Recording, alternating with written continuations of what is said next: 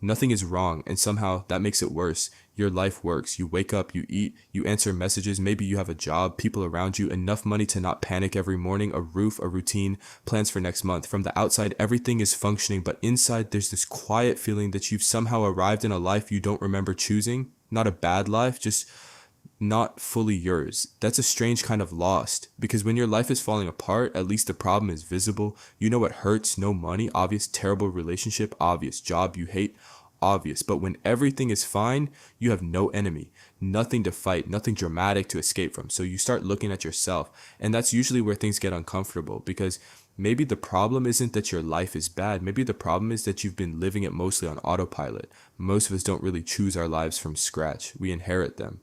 We inherit ideas about what success looks like, what adulthood should look like, what kind of person is respectable, what kind of job makes sense, when you should settle down, how much money should be enough, what you should want by 25, 30, 40, and then very slowly those borrowed ideas become our own voice. You stop hearing, you should do this, and start hearing, I want this, that's the dangerous part, because one day you can achieve everything you thought you wanted and still feel absolutely nothing, not because you failed, because maybe the desire was never fully yours. I think that's why some people reach stability and suddenly feel empty. And they spend years climbing a ladder, and only when they stop moving do they finally look sideways and think, wait, why the fuck is the ladder here? About we love movement because movement feels like meaning. School gives you the next grade, university gives you the next year, work gives you the next promotion, fitness gives you the next goal, money gives you the next number. There is always something measurable in front of you, and measurable things are comforting. They tell you where to go. But eventually you reach a point where nobody gives you the next level. There's no teacher, no mission marker floating above someone's head, no screen saying, congratulations, you completed adulthood.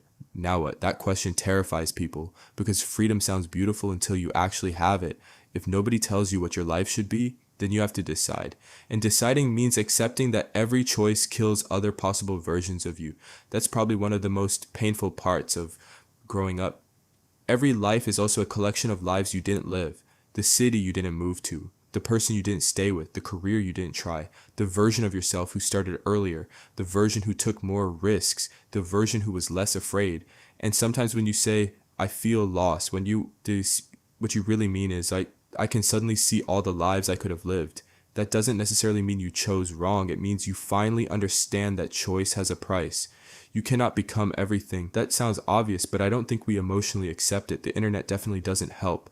Every day you see thousands of parallel lives. Someone living in Tokyo, someone building a company, someone raising children, someone traveling alone, someone living quietly in the countryside, someone becoming famous, someone disappearing completely. And your brain, being the genius that it is, wants all of them at once. You want stability and complete freedom, deep relationships and total independence, money without responsibility, adventure without uncertainty, success without sacrifice, peace without boredom. Basically, you want 12 incompatible lives running simultaneously. No wonder one life feels insufficient. And maybe that's where modern lostness comes from.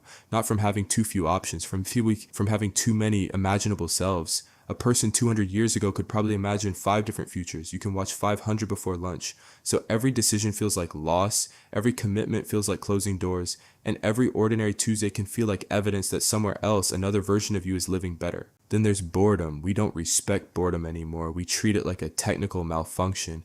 5 seconds of silence, phone, waiting in line, phone, eating, video, walking, music, cleaning, podcast, falling asleep, someone explaining the collapse of civilization in your headphones. We rarely give the mind enough silence to form its own thoughts. And then we wonder why we don't know what we want. How would you? Your head is constantly occupied by other people's desires, other people's opinions, other people's lives, other people explaining what your morning routine should look like. Maybe feeling lost is sometimes just the first moment in a long time when the noise becomes quiet enough for you to notice, I don't actually know myself that well. That's not necessarily a tragedy. Maybe it's the beginning. We talk about finding yourself like you're a missing wallet, as if there is one completed version of you hidden somewhere and your job is to locate it. I don't think that person exists. You don't find yourself, you build yourself, and unfortunately there is no blueprint. You make choices, you regret some of them, you change your mind, you disappoint people, you discover things you thought mattered don't matter anymore. You outgrow identities that once felt permanent. That's why feeling lost can actually be a sign that something inside you is moving. The old map doesn't work anymore, but the new one hasn't been drawn yet.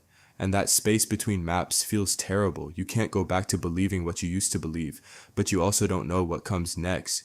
So you call it a crisis. Maybe it is. But maybe some crises are simply the price of becoming more honest, because a life can be comfortable and still be wrong for you. Not morally wrong, not objectively wrong.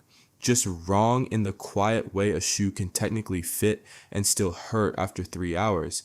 And the hardest part is that nobody else can confirm this for you.